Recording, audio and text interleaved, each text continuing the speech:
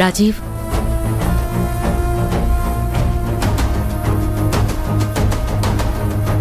ఏంటమ్మా? ఒంటరిగా అంత తీవ్రంగా ఆలోచిస్తున్నావు అంటే ఏదో సీరియస్ మ్యాటర్ అయ్యుంటుంది.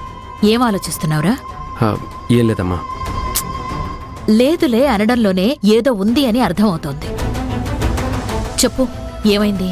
నేను చెప్పినా నీకు నమ్మకం కలకపోవచ్చు, కానీ అదే నిజం.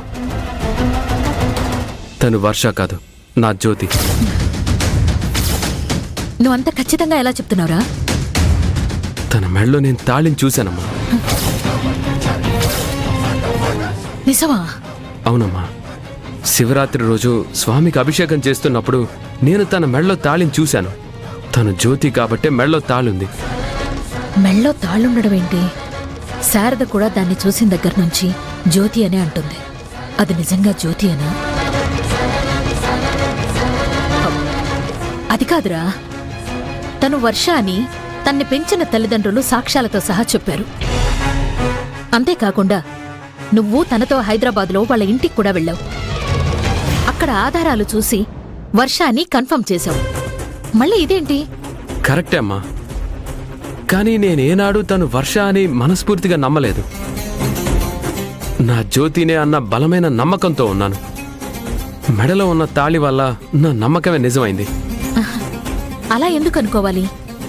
ఒకవేళ వర్ష కాలేజీలో చదివేటప్పుడు ఎవరినైనా పెళ్లి చేసుకుందేమో. లేదమ్మా, తను జ్యోతినే. తను జ్యోతి అయితే నిన్ను కళ్ల ముందు పెట్టుకుని రామరాజుతో పెళ్లికెందుకు ఒప్పుకుంది?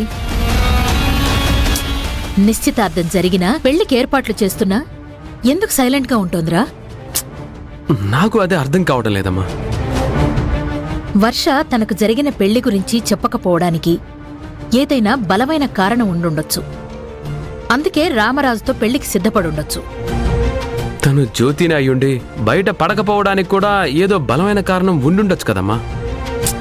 అదంతా ఎందుకురా? తను వర్షనా జ్యోతియా అని నేను తేలుస్తాను.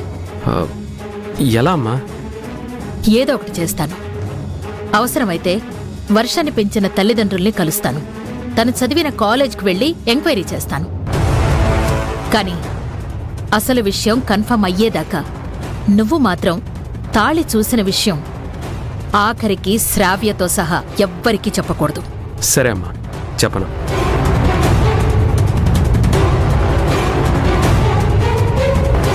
ఇక్కడ ఉన్నది జ్యోతి అయితే మాత్రం దానికి నరకం చూపిస్తూ శారద మీద నాకున్న కోపాన్ని తీర్చుకుంటాను.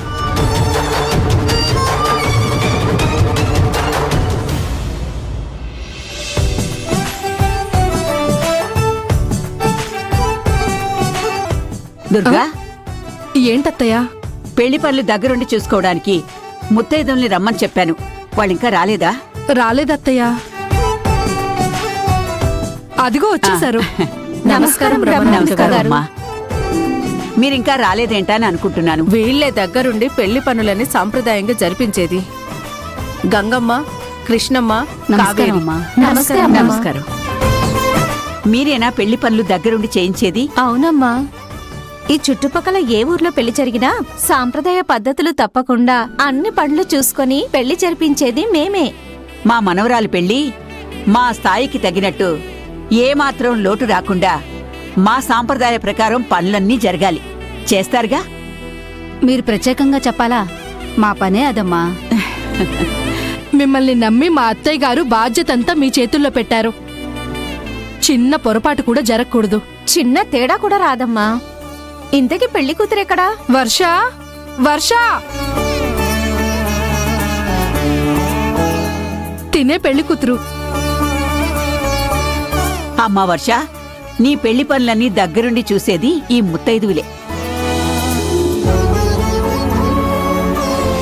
నీ పెళ్లి జరిపించడానికి కాదు మేమొచ్చింది.